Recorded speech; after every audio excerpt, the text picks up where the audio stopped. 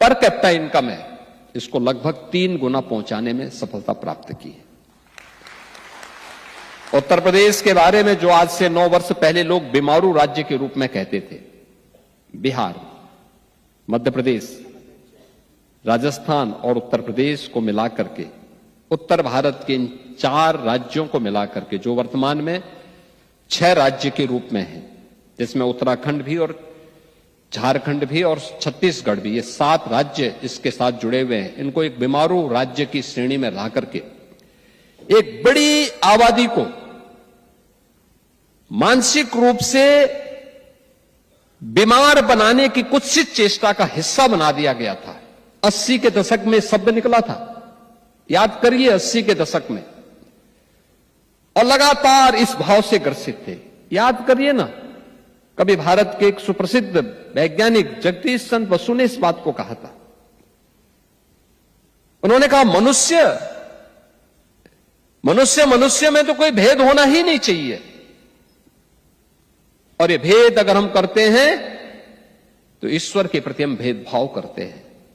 और उस समय उन्होंने कहा था, अरे मनुष्य की बात तो दूर, एक जड़ और चेतन के बीच में भी अगर भेदभाव होता है तो उसका प्रभाव क्या होता है। उन्होंने कहा, मैं इसका उदाहरण देता हूं। उन्होंने 2 पेड़ लगाए थे, 2 पौधे एक साथ लगाए।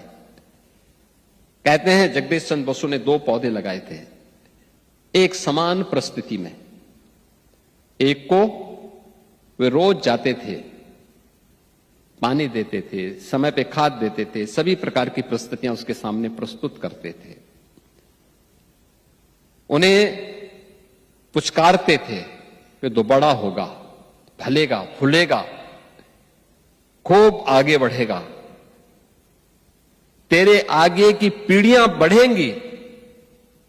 और दूसरे पेड़ को भी परिस्थिति तो वही देते थे, उसको पानी देते थे, खाद देते थे, सभी वही परिस्थिति जो पहले वाले पेड़ को दे रहे हैं, लेकिन उसको कोसते थे तो बड़ा नहीं हो पाएगा, तो मर जाएगा, तो बीमार है, तो निकम्मा है, तो कुछ नहीं कर पाएगा। उसने देखा एक समय तक दोनों पेड़ समान रूप से आगे बढ़े, लेकिन एक समय के बाद जिसको पुचकारते थे वो बढ़ता गया, फलने लग गया, लेकिन जिसको कोसते थे वो एक समय के बाद बड़ा तो हुआ, कुछ देर तक बड़ा होता गया, लेकिन फिर सोखते सोखते ठूंठ बन गया। अंत में उसकी लीला